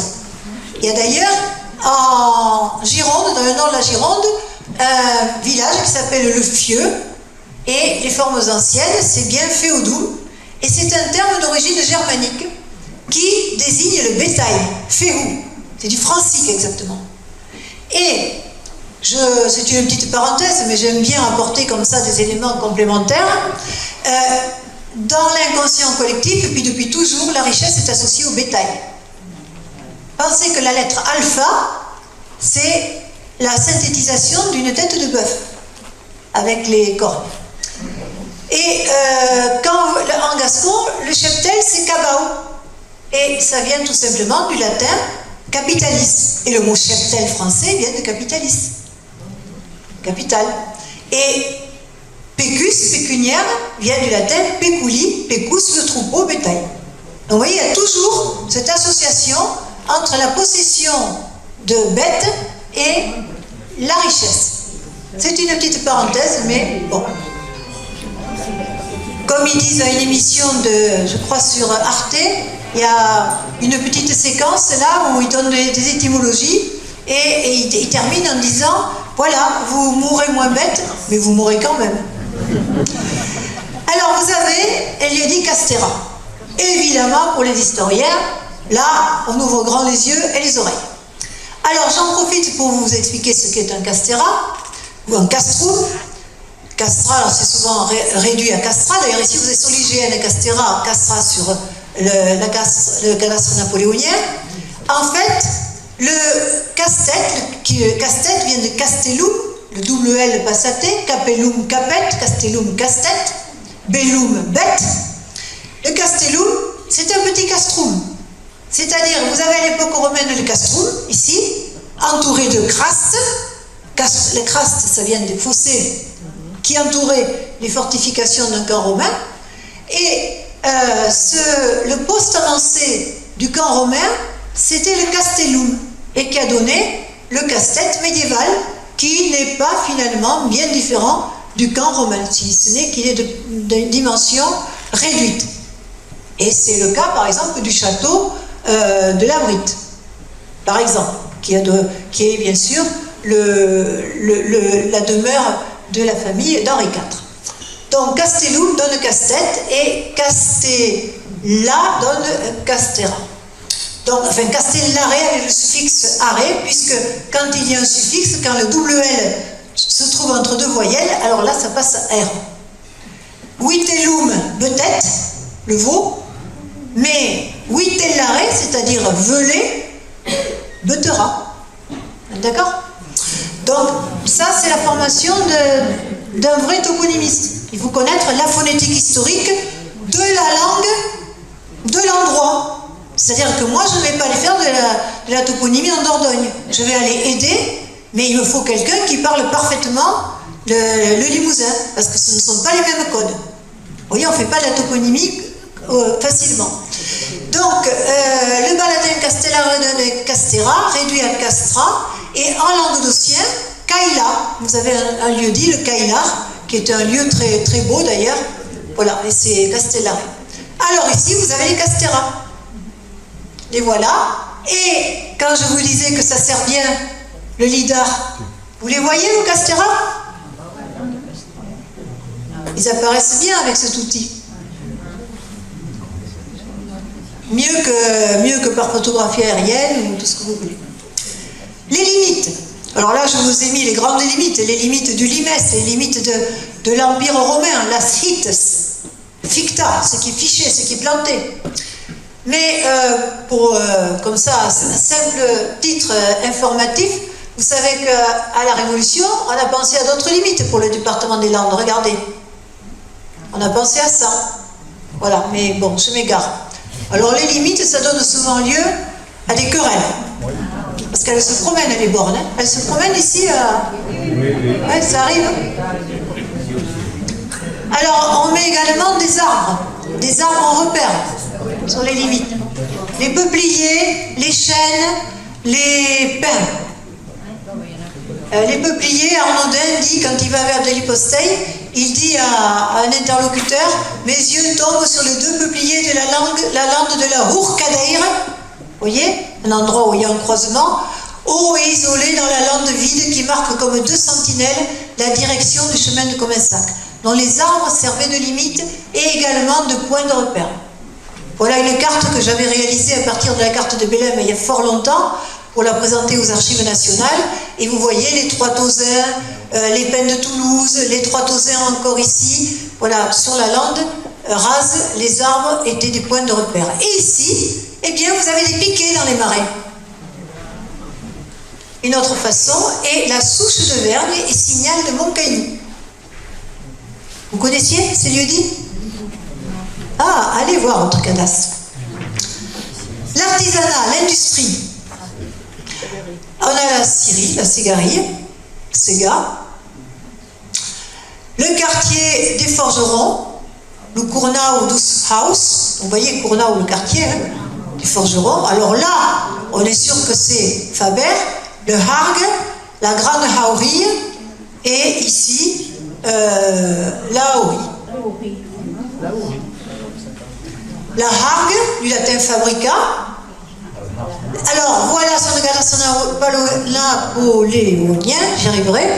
La Zargue, évidemment, le mot n'est plus compris, donc on a agglutiné, et en fait, c'est las Hargades, les lieux de forgeage. C'est une manipulation tout à fait particulière. Bon, alors je ne rentrerai pas dans les détails techniques, car je n'y connais rien. Et grand et petite Haurie, voilà, vous avez le laïus du Franz Sich, ici, fabrica, Werkstatt, Schmied, forge, atelier où l'on travaille les métaux. La hargade, le forgeage, est une opération appliquée en matériaux métalliques. Voilà l'exemple d'une vieille forge. Haurie et Argum, l'ouloc dus Heres, l'endroit de ceux qui travaillent le fer. Louhet. Hargouet, forme doublement diminutive. Argum et le N intervocalique tombe. Hargouet. Voilà, le petit forgeron. Donc une activité métallurgique importante ici. Et les produits de Caseheit, fait maison. Alors vous en avez vu la tuilerie tout à l'heure. Non, on a vu, oui, la tuilerie, oui. Et je vous ai donné l'exemple de ce que j'ai trouvé chez moi, tuilerie de Les Barancles à Pissos. Les patronymes. Alors voilà le gros du bataillon. Et là, vous allez retrouver vos noms de famille. La population de toutes les Landes, hein, c'est pas une population, c'est pas une race pure. Hein. On est quand même, il y a toujours eu des apports continus, et bien heureusement, toujours du sang neuf. Même si pendant des siècles, on s'est marié plus ou moins entre les mêmes familles, après, il y a eu du passage, croyez-moi. Alors chaque fois, ou à peu près j'ai toujours vérifié que c'était un nom de famille, et la plupart du temps, je suis allée chercher dans les archives et je vous ai fait des photocopies, ce qui est quand même très long. Alors, route Beyri, là aussi c'est pareil, il y a ce E d'appui là. Gascon, route Beyri, Fontaine de la Verrerie, et vous voyez à Saubrigue, route Beyri. Est-ce que ce patronyme est toujours porté? Très beau nom. La Maisouette, c'est pas mignon ça, la petite maison? Patronyme béarnais. Peyret, le tailleur de pierre. Alors c'est peut-être le tailleur de pierre qui habitait là, le vrai tailleur de pierre. Mais dans la mesure où il est largement représenté, et regardez, naissance à Guiche de Jeanne Peyret, bon voilà, c'est là où il y a une incertitude et une zone un peu grise. Est-ce que c'est vraiment un tailleur de pierre qui habitait là ou est-ce que c'est quelqu'un qui portait ce nom? On ne saura pas. La maman de Françoise d'Estribat, qui est née en 1805, s'appelait Laius. C'est Laius, la maison située au nord. Alors il est très beau ce mot. C'est un vieux mot. Ça vous fait penser à quoi? Les dieux lards, les dieux qui gardent la maison. Le foyer rural, c'est l'oularet.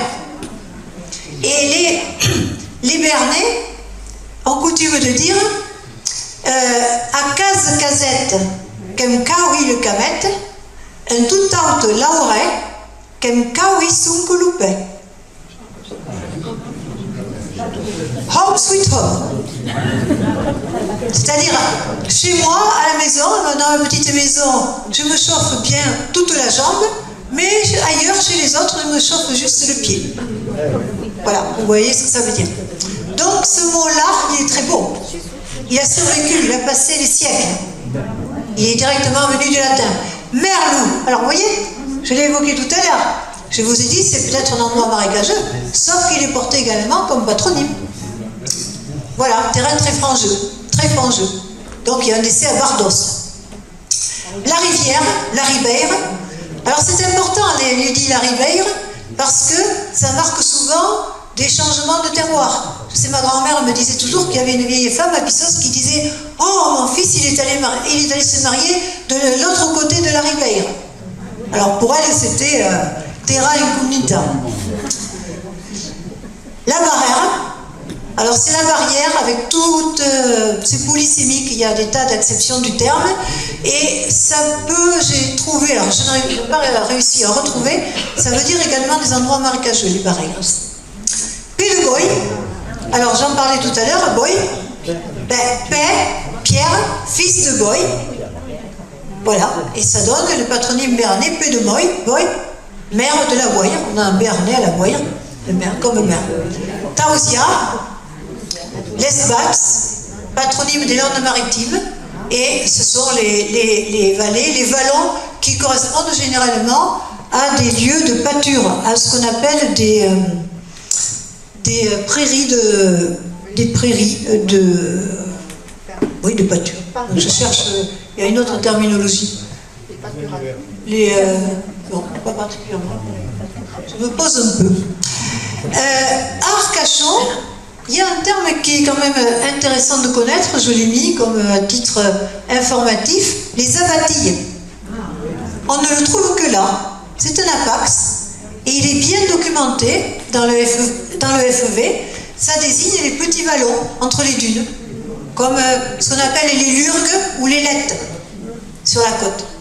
Voilà, les abatilles, vous saurez ce que ça veut dire désormais. Donc, vous mourrez moins bête. Badette, cadastre napoléonien, décès de Jean Badette à Saubrigue. Voilà, je ne sais pas exactement ce que ça veut dire. Est-ce que c'est une petite vallée? Je n'en suis pas sûre. Cassiette, la chaînée, avec le suffixe féminin, c'est cassiède. Et vous voyez là une forme qui est assez curieuse. Est-ce que vous connaissez ce lieu-dit de Cassiette? Vous n'avez pas de bergerie courbe chez vous? Parce que le cadastre rend compte, dans le nord-est des Landes, de bergeries courbes avec cette forme-là. Alors c'est assez curieux. Ça mériterait que vous alliez voir. Bousquette, le petit bois, mais c'est donc porté comme patronyme. Mariage de Raymond Bousquette, batelier à Port-de-Lanne. L'Artigau, alors vous l'avez vu, Artigue, qui est toponymie du défrichement, vaste étendue défrichée. voilà, qui est bien sûr largement porté comme patronyme. Papon, Papon. Alors le Papon, c'est le grand-père. Mais sur le cadastre napoléonien, c'est Pampon. Bon, c'est pas porté par un pompier, mais patronyme issu d'un sobriquet. Voilà, alors c'est là qu'on peut hésiter. Que dire là, hein, je ne sais pas.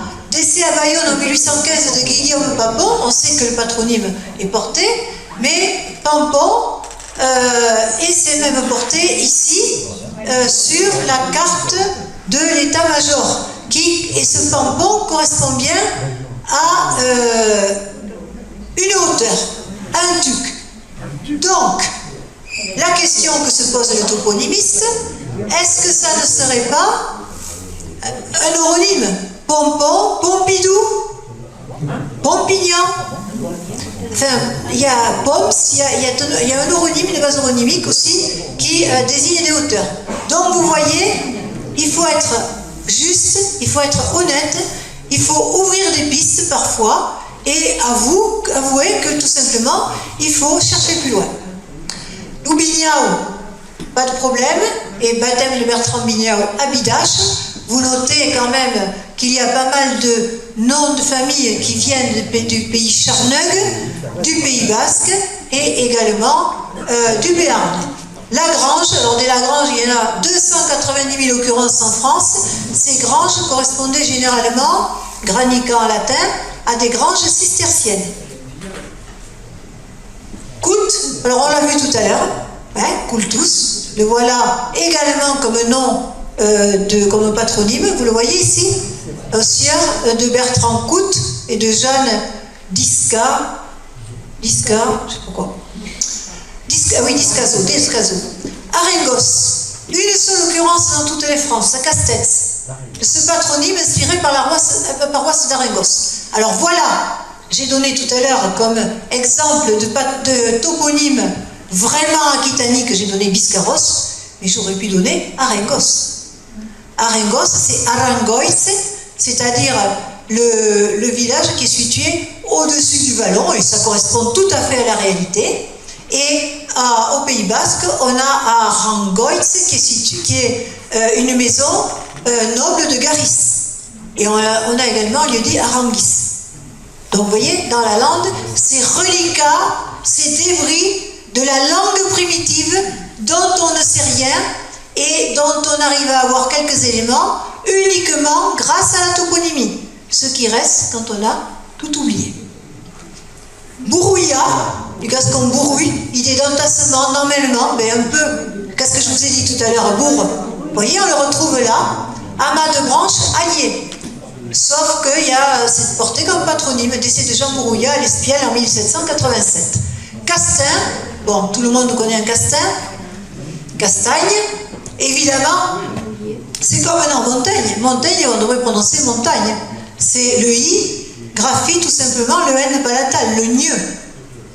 Mouliet, le meunier, qui a donné un patronyme. L'Artigue, bon, on l'a vu tout à l'heure. Jeanne Lartigue à Saubrigue, le 26 août 1795. Tastet, je l'ai expliqué tout à l'heure. Hayet, on l'a vu. Deius, patronyme en extinction, un à Saint-Sevé, un à New York en 1919 et à Paris en 1845. Ça veut dire en bas ou au nord. Pontic, Gascon Pontic, le petit pont, pas de problème. L'hérétère, celle qui hérite. Un petit Pierre né à Saubrigue en 1817 au foyer d'Étienne et Martine Lerté. Je crois qu'il y avait un candidat à la mairie de Bordeaux qui s'appelait Lerté, non, ou Lerté, à un moment donné. Il y a un journaliste connu qui s'appelle Arte, c'est la même chose. Marie Houga, bon, vous savez très bien maintenant que le Houga, ça veut dire la fougère, donc son ancêtre habitait un endroit où il y avait des fougères, où on allait cueillir la fougère pour ce que vous savez. Barbet, le barbier. Coursin, patronyme de l'ouest et du centre de la France, documenté 277 fois. Et vous voyez, ce n'est pas un toponyme d'ici, c'est certainement un de ces Lich ou Liounes, ces gens qui venaient comme scieurs de long. Buc, originaire du pays de Bus, Bogio, à l'époque romaine. Alors, à propos de Buc, vous avez à Mérignac le pas bouger. Alors, celui qui ne connaît pas la langue, qui n'a aucune conscience de la toponymie, et se demande ce que ça veut dire. En fait, c'est l'oupas Bougès, c'est le passage, le chemin qui menait vers le pays de Bûche, chez les Bougès. Pays de Bûche, celui qui habite le pays de Bûche, c'est le loup Bougès, le Bougensen. Novion, forme diminutive de Nobi, le marié, l'époux. Beaumont, bon, c'est pas trop compliqué à comprendre. Souteil, un patronyme rare, qu'on trouve dans l'Allier seulement, qui vient peut-être du gaulois Souteg, qui signifie l'étable à porc. Et c'est pas un nom d'ici. Enfin, si, on retrouve quand même le radical de soute, avec le vieux radical sous, qui est le cochon, qui est un radical européen. À Bordeaux, en 1745, le père de Jean-Baptiste Souteil est marchand. L'Artigot, on l'a déjà vu. Peut-être que je me suis répétée 2 ou 3 fois parce que je vous avoue que je commençais à y perdre mon latin ou mon gascon. Barère, on l'a vu, d'Estrade, la couture. La couture, c'est la terre cultivée. On a vu le culte, la couture, c'est cultura, la culture. Duprat, pas de problème. L'angle, c'est l'angle qui a été défriché. On a la station des Alpes dans les Pyrénées, qui est une terre défrichée, et Aoran, patronyme exogène, que l'on retrouve 222 fois en France et 20 fois seulement en Nouvelle-Aquitaine, donc ce n'est pas d'ici. Pradette, la Petit Pré, etc. Laric, le ruisseau torrentueux, que l'on retrouve dans Vallée Basse, en Vallée d'Aspe, et en bas, que le ruisseau, c'est Ereka. Donc vous voyez, c'est la Borde, le patronyme, un des patronymes les plus représentés, et pourtant c'est germanique. Borde, c'est la planche, comme en anglais. C'est la petite bâtisse faite en planche. Lustau, la maison, Lustaunau, la maison neuve. Lustau d'Ugne. Alors là, je pense que c'est Lustau de la famille Ugne, parce qu'on a la famille Ugne qui est documentée à Lacar. Alors c'est certainement un terme basque dont je ne connais pas le sens. Donc, incertitude. Loustalot, le petit Loustalot, là c'est un dessin de Léo Drouin. C'est une maison à Ichous, croquée par Léo Drouin au XIXe siècle.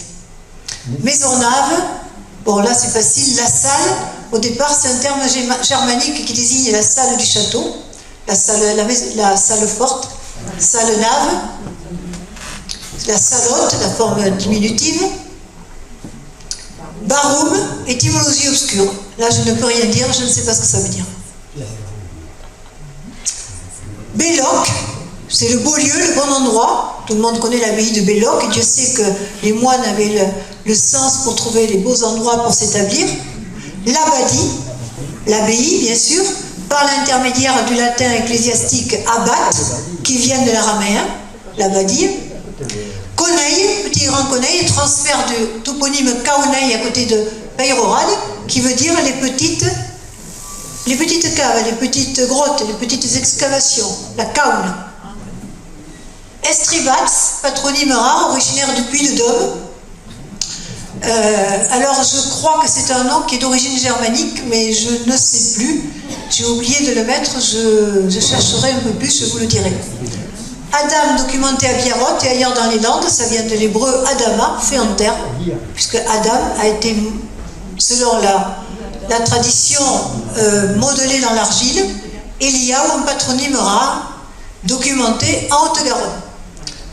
Fornex, dans l'Ariège. Alors, c'est un peu lassant, hein.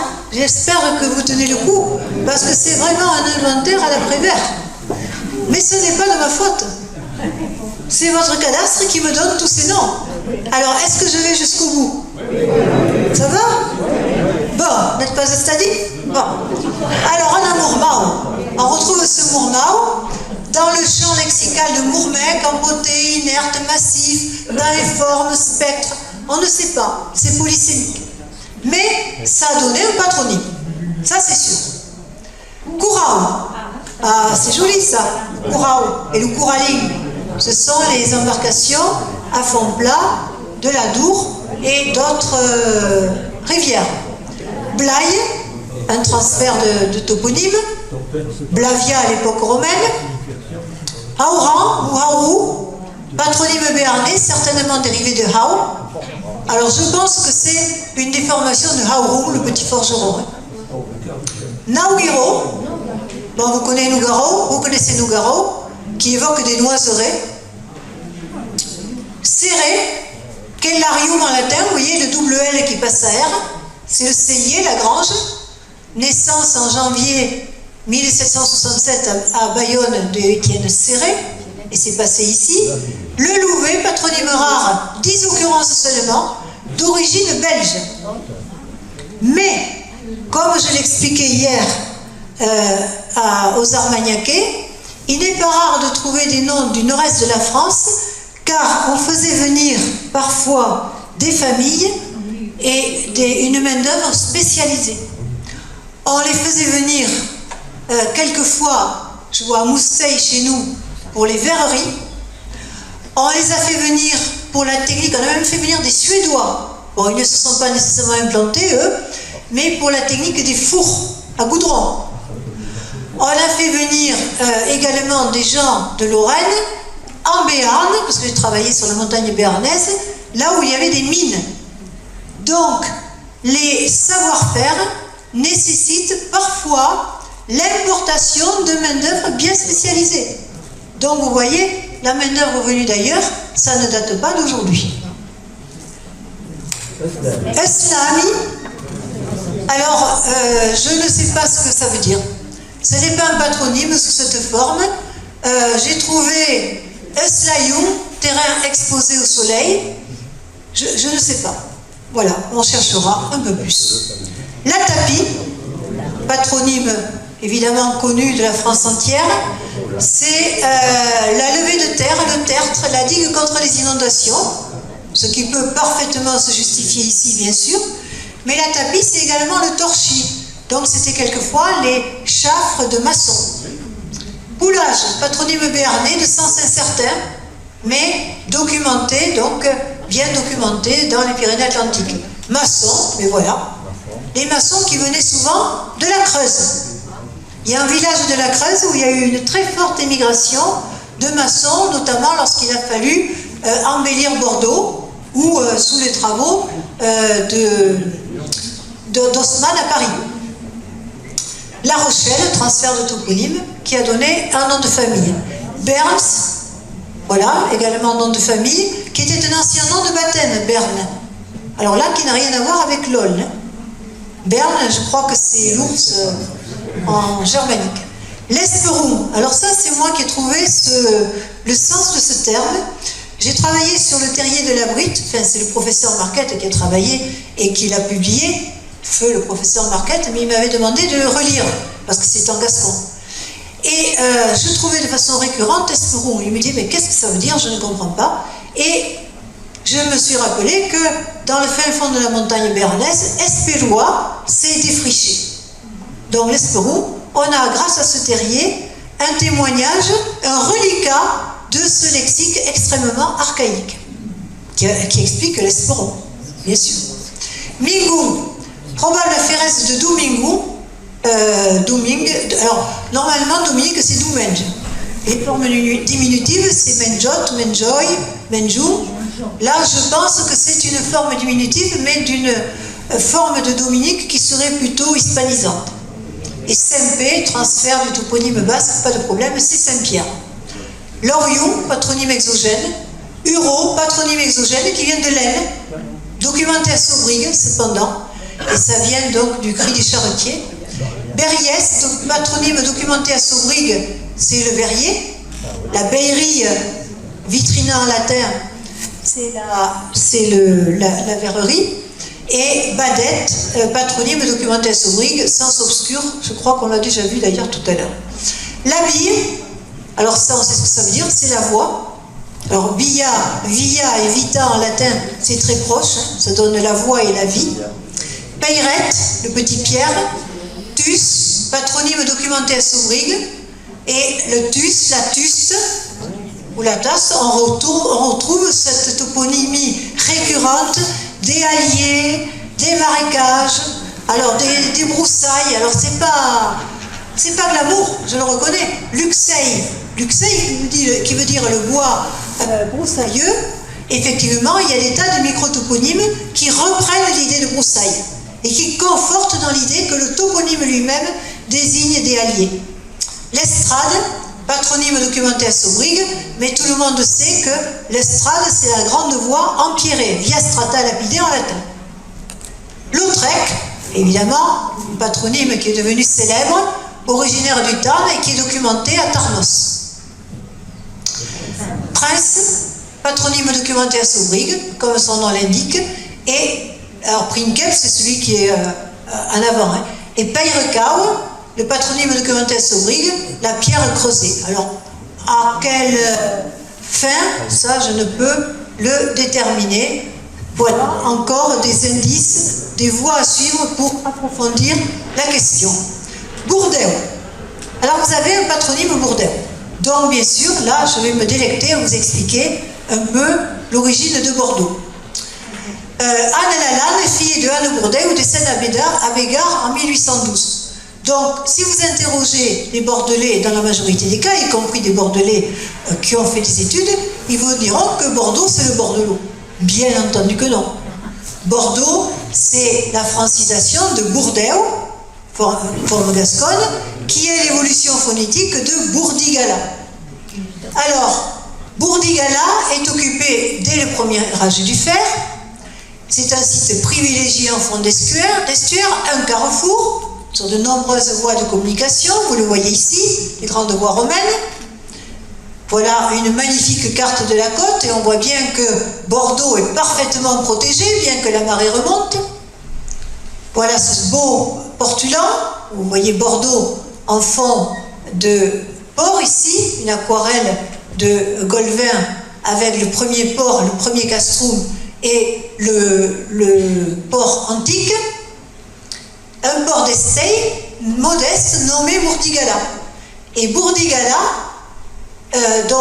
c'est sur Nestey. L'Estey, c'est désigne les ruisseaux à Bordeaux. Et le ruisseau qui se jette en Garonne, ce sont les Estey. Ça vient du latin aescurium, vous l'avez là. Voilà une autre illustration. C'est un toponyme pré-indo-européen, probablement aquitaine, sur une radicale, sur une base bourde, zone bourbeuse ou marécageuse, avec le suffixe kala qui désigne l'abri construit en pierre. Kala, ça fait partie de ces vieux mots pré-indo-européens que l'on retrouve par exemple dans les calanques en Provence. D'accord? Donc, Bourdigala, ça se sonorise, ça donne Bourdigala, Bourdigal, Bourdeu, un sens qui s'accorde parfaitement avec les termes qu'emploie le géographe Strabon, qui décrit la ville en disant que c'est le havre des marais, que c'est un lieu où les collines émergent des marécages. Donc vous voyez, il n'y a pas qu'à Saubrigue qu'il y a des marécages, il y en a à Paris, on l'a vu en début de séance, et on le voit maintenant donc à Bordeaux. Bon, de Bourdigala à Bourdeu, donc le havre des marais. Bon, je passe après. Alors, Boy, je l'ai dit tout à l'heure, nom de baptême. Et voilà la marque de vêtements très chic au Cap Ferré qui s'appelle Jeanne de Boy.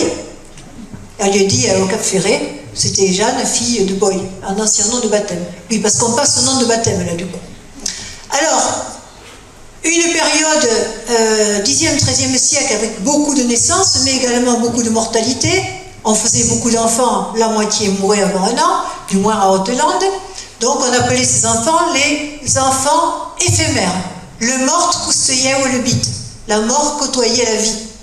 À Denise, Christian, bon rien de bien compliqué, sauf que Christian peut quelquefois désigner les cagots. Les capots, les garets, les christians, les jésuitains, Voilà. Et justement, à Bordeaux, le plan de Bordeaux de Léo Drouin que j'évoquais est entièrement en gascon. Et à Saint-Nicolas, il y avait l'Espitau dos Garrets. Si vous prenez le plan de Bordeaux de 1450, vous avez l'Espitau dos Garrets. Donc c'était des populations qui étaient marginalisées, stigmatisées. On leur interdisait de toucher à la nourriture et ils s'étaient de ce fait spécialisés dans les métiers du bois. Nous faisons venir à Pissos le 3 octobre un spécialiste de la question qui va nous parler de cela à 17h à la mairie. Alors Louyanne, le genre, bon pas de problème, Marie Heuga. Alors là on a carrément le nom entier. Et bon, vous voyez, Heuga, ça vient de filicare en latin, qui passe à filigare. Voilà le travail de toponymiste pour arriver à Heuga. Ce sont des règles intangibles, comme dans la mathématique. Des diminutifs. Minju, donc je vous l'ai dit tout à l'heure, Doumenjon, Dominique, Pierrick, Joannichou, Robertum, Peyret, c'est bien pas compliqué. Les sobriquets, nous escaïsnum, c'est-à-dire le nom qui vous échoua. Voilà. Alors le chafre, ça vient du gothique scarphone. Je cherchais l'étymologie de ce mot chafre qu'on utilise en permanence. Vous l'utilisez, vous, chafre, hein, pour désigner un surnom. Eh bien, c'est pour... En fait, ça vient du germanique scarphone qui veut dire effacer. On efface quelque chose et on le remplace par autre chose. Alors, on a Sarrebruck, et un peu partout, hein, on a des noms de bataille comme ça qui rappellent des personnes qui sont allées sur le front. Pas un nom de bataille. Oui, c'est pas un nom de bataille. Oui, c'est pas un nom. Oui, c'est pas un nom de bataille. Et Sarrebruck, c'est l'endroit où tu rangeais le... Oui, non, mais je confonds avec Solferino, oui.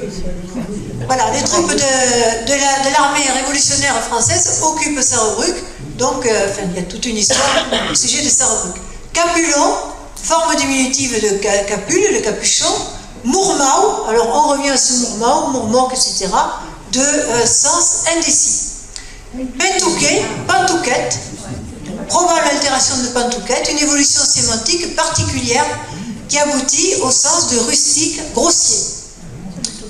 Transfert de toponyme ou ethnique, le basque, bon, vous l'avez compris, l'anglais, qui peut être un anglais, et pas un anglois, Aas, du basque ou proto-basque Ais, la pointe rocheuse. Ce sont des suppositions, hein, là on n'est pas tout à fait certain. Maas, qui vient du latin mansus, le petit domaine, tenu par un cerf ou par un colon.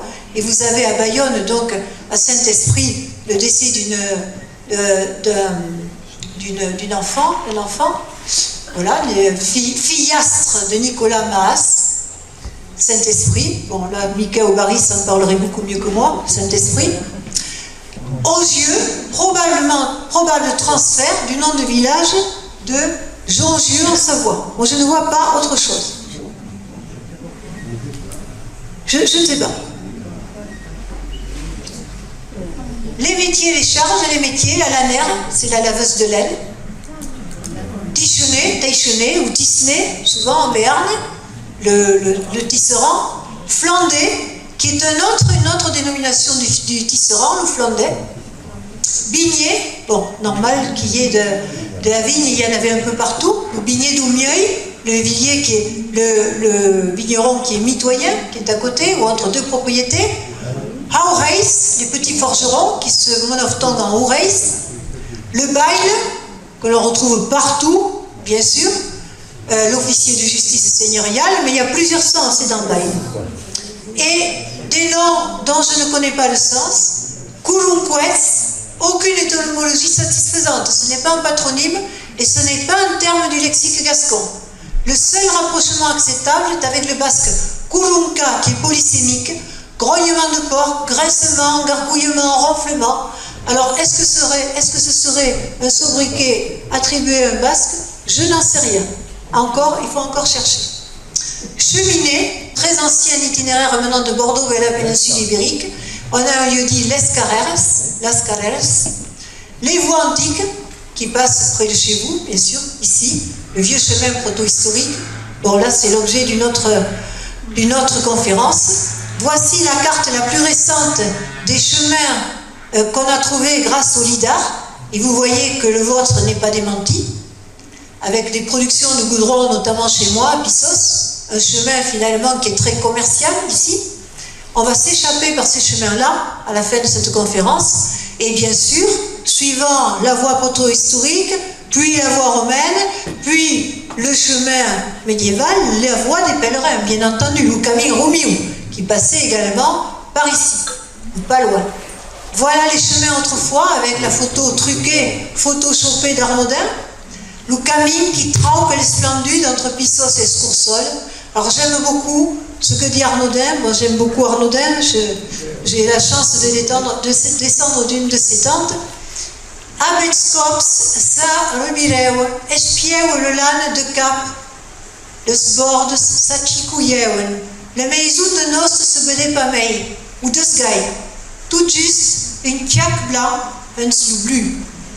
Alors vous voyez, il compare l'éloignement, la distance avec l'avancée dans le temps, la fuite du temps. On a la sensation de demeurer le centre immobile d'un cercle qui se déplace. Voilà ce qu'il dit quand il chemine dans la lande. Bon, ce sont de très beaux passages. Je ne vais pas vous les lire là, ce serait trop fastidieux. Je vais vous les laisser de toute façon dans le document, donc vous verrez. Mais à la fin, il dit également « L'homme coubli den binensbiei, tan bau lu qui camine sur le lan, que traverse le bargade, et que ba en awan. Sarabir, lu spark sous minutes sparkot, se tourne au bouta hakamin, espi alendare, lu sparkot sous minutes sparkirots, traille qui traille, se tourne à rebira, sarabir uniautkop, lu sparkirots, se sunanat spraro, arremei que seu et l'âne. C'est beau. Voilà, c'est une très belle image de l'avancée dans le temps et de la vie qui s'enfuit. Donc le pays, chez nous, il est souvent perçu. On utilise beaucoup les points cardinaux, bien que chez vous, je ne les ai pas trouvés. Bis, Cap-Bat, Cap-Sus, Cap-de-Sus, Bourebel. Belle vue, alors vous avez belle vue, vous avez un bed-bed, hein, comme l'écrivain, bed-beder. Et comme you. Bed-beder. Ah, ben voilà, comme une bed-beder. Aouius, situé au nord, si vous avez Aouius ici. Et Arnaudin aussi, justement pour vous montrer comment on se repérait sur la lande, il évoque un enfant qui dit « Chaque berger avait plusieurs parcs ou bordes unis au quartier, et le plus souvent deux autres à deux endroits opposés de la lande. Ceux de la Bruyre, en raison de la situation de la plupart des quartiers, avaient ces deux derniers, l'un sur la lande du nord, l'autre sur la lande du midi. On disait en parlant du berger « Oui, là où lieu que ça bise. Oui, là où lieu à sa mi-journée. » Voilà. Betlock, Beaulieu, je crois qu'on l'a noté tout à l'heure, et Bel-Air, bah, ça, ce sont des noms de propriétés tardifs. Montrève, la villa Montrève. Et le bas, Bourebel, bon, tout ça. Et le berger qui répond à Arnaudin lui dit « Mais où habites-tu? Unda Mors ?» Et ça, c'est un extrait du film du cousin de Michael, comment il s'appelle? Baris, voilà. Et Bergerac sur la lande de Sanguinet. Alors j'utilise cette photo que je trouve absolument magnifique. Unda Mors, a Hunds la Or, a Hunds de le Land, per cap de queue de nuage, de cœur brume. Il se situe, non pas avec un GPS, mais par rapport au nuage, aux brumes. Donc vous voyez, tout à l'heure on a vu les noms de lieux liés à la brume. Vous voyez l'intimité des populations avec la nature dont elles dépendaient.